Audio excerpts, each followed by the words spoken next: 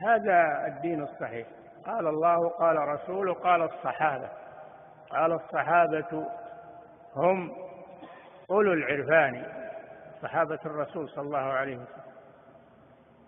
ما الدين نصبك للخلاف سفاهة بين الرسول وبين قول فلان؟ تقول قال الرسول يقول كذا وفلان يقول كذا، وفلان رجل وداعية وعالم وعليه من الأبهات، لكنه ضال والعياذ بالله، ما له قيمة له عند الله.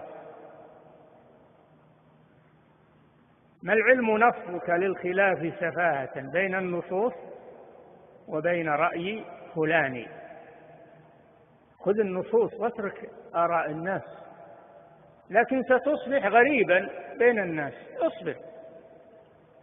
اصبر على دينك وعلى قول الحق ولو حصل عليك ما حصل.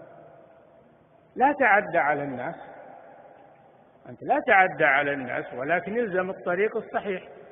نعم.